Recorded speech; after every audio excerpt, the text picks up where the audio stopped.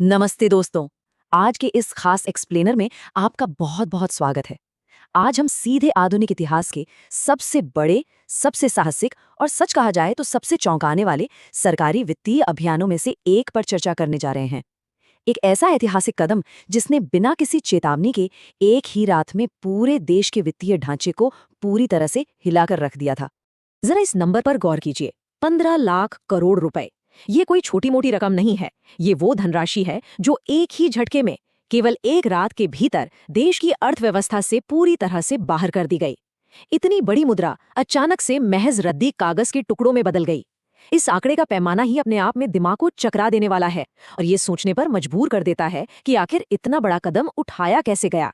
तो चलिए शुरुआत करते हैं हमारे पहले भाग से, गुप्त अभियान, पर्दे के पीछे की योजना।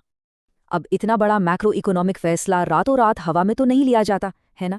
8 नवंबर के उस झटके से कई महीनों पहले से ही लगातार गुप्त बैठकें चल रही थीं। किसी को कानों कान खबर तक नहीं लगने दी गई कि देश में इतना बड़ा बदलाव आने वाला है। 2016 की शुरुआत से ही एकदम सीक्रेट तरीके से नए 2000 रुपये के नोटों की छपाई शुरू हो चुकी थी। और फिर आता है 8 नवंबर 2016 का वो दिन जब इस योजना को अचानक देश भर में लागू कर दिया गया। ठीक है, चलिए इसकी गहराई में चलते हैं। आखिर इस पूरे ऑपरेशन की भनक किसे थी? सच कहूं तो ये लिस्ट बहुत ही छोटी थी। इस इनर सर्कल में सिर्फ प्रधानमंत्री नरेंद्र मोदी, उस समय के आरबीआई गवर्नर उर्जित पटेल, तत्कालीन वित्त मंत्री अरुण जेटली और कुछ गिने चुने वरिष्ठ सरकारी अधिकारी ही शामिल थे। इतने बड़े लोकतांत्रिक देश में इतनी विशाल वित्तीय योजना को महीनों तक सिर्फ मुट्ठी भर लोगों के बीच सीक्रेट रखना, ये अपने आप में एक अभूतपूर्व रणनीतिक कदम था। भाग 2, रात 8 बजे का झटका। 8 नवंबर 2016 रात के ठीक 8 बज रहे थे। अचानक टीवी स्क्रीन पर प्रधानमंत्री आते हैं और ये ऐतिहासिक शब्द गूंजते हैं, 500 और 1000 रुपए के नोट आज आधी रात से लीगल टेंडर यानी कानूनी रूप से मान्य नहीं रहेंगे। बस इस एक ही लाइन ने उसी पल देश की पूरी अर्थव्यवस्था की दिशा बदल कर रख दी। जो नोट लोगों की जेबों और तिजोरियों में सबसे सुरक्षित माने जाते थे, उनकी कीमत अचानक से शून्य हो गई। इस घोषणा का इम्पैक्ट इतना जबरदस्त था कि इसने एक ही पल में पूरे के पूरे सिस्टम को पलट दिया। और ये आंकड़े बहुत ही शानदार तरीके से दर्शाते हैं कि वास्तव में उस रात हुआ क्या था। जरा सोचिए, देश में मौजूद कुल नकदी का 86% हिस्सा, जी हां 86%, जो 500 और 1000 के नोटों में था, वो सिर्फ एक घोषणा से अमान्य हो गया। मार्केट में चलने के लिए केवल 14% मुद्रा ही वैल बची थी। अर्थव्यवस्था से रातों रात नकदी का इतना बड़ा हिस्सा गायब हो जाना सच में ये एक ऐसा आर्थिक झटका था जिसकी कल्पना करना भी मुश्किल है। जाहिर है इसके बाद जो होना था वो अभूतपूर्व था।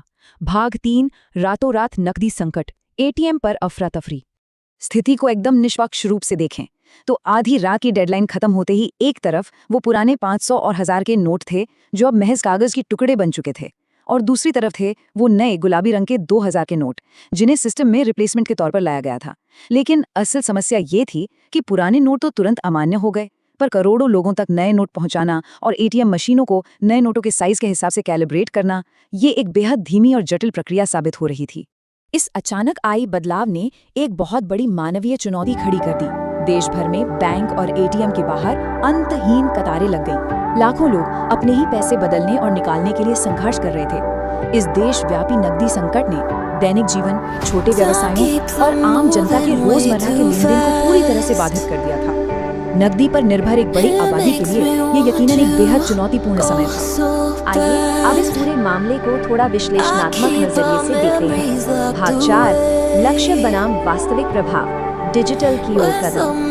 अब इस तुलना के बारे में जो बात वास्तव में दिलचस्प है वो ये है कि ये शुरुआती लक्ष्य और जो असल में हुआ उसके बीच के साफ अंतर को दिखाता है। एक तरफ सरकार के निर्धारित लक्ष्य, काले धन पर प्रहार करना, जाली नोटों के रैकेट को नष्ट करना और आतंकवाद की फंडिंग रोकना। लेकिन दूसरी तरफ जो वास्तविकता उभर कर सामने आई वो स्ट्रक्चरल रूप से काफी अलग थी। काले धन की पूरी तरह से समाप्ति से ज्यादा इकोनॉमी में एक बड़ा तकनीकी बदलाव देखा गया। कैशलेस ट्रांजैक्शन में अचानक से एक जबरदस्त उछाल आ गया। डिजिटल इंडिया मिशन को रफ्तार मिली और जन धन योजना के तहत बैंक खातों का बड़े पैमाने पर विस्तार हुआ। तो यहाँ सबसे महत्वपूर्ण बात ये है कि बाजार में नकदी के इस अचानक गायब होने ने इस वैक्यूम में देश को डिजिटल फाइनेंशियल इंफ्रास्ट्रक्चर अपनाने के लिए एक तरह से मजबूर कर दिया। जब लोगों के हाथ में कैश नहीं था तो छोटे रेहड़ी पटरी वालों से लेकर बड़े बड़े व्यापारियों तक सबने डिजिटल पेमेंट्स को अपनाना शुरू कर दिया। मतलब इस एक घटना ने भारत के डिजिटल इकोनॉमी के विकास की गति को अनजाने में कई गुना बढ़ा दिया। अब हम पहुंचते हैं इस विश्लेषण के से सबक, अंतिम निष्कर्ष। जब हम इस पूरी घटना के ऐतिहासिक महत्व को पीछे मुड़कर देखते हैं तो एक बड़ा सवाल सामने आता है जिस पर आज भी बहस होती है। क्या 15 लाख करोड़ रुपए के इस विशाल ऑपरेशन को एक शानदार सफलता माना जाना चाहिए या फिर नकदी संकट और आर्थिक उथल-पुथल को देखते हुए इसे एक विफलता कहा जाएगा? देखिए, कुछ लोग इसे डिजिटल आधुनिकीकरण के लिए एक बेहद जरूरी और साहसिक कदम मानते हैं, जबकि कई अन्य इसे एक अनावश्यक आर्थिक परेशानी के रूप में देखते हैं। हमारा उद्देश्य यहाँ किसी एक पक्ष का समर्थन करना नहीं है, बल्कि दोनों की वास्तविकताओं को सामने रखना है ताकि पूरी तस्वीर समझी जा सके। अंततः 8 नवंबर 2016 की वो रात मैक्रो इकोनॉमिक पॉलिसी का एक ऐसा केस स्टडी बन गई है जिसे शायद कभी भुलाया नहीं जा सकता। ये हमें सिखाता है कि जब एक विशाल अर्थव्यवस्था से अचानक इतनी बड़ी मात्रा में नकदी खींच ली जाती है तो उसके कितने गहरे और अप्रत्याशित परिणाम हो सकते हैं। इस कदम ने भारी आर्थिक उथल-पुथल और डिजिटल फाइनेंस के तेजी से विकास के बीच संतुलन का एक ऐसा सबक दे दिया है जो हमेशा याद रखा जाएगा। इस एक्सप्लेनर ने हमें ये सोचने पर जरूर मजबूर किया है कि इतिहास के इस एक फैसले ने आधुनिक भारत के वित्तीय भविष्य को कैसे आकार दिया।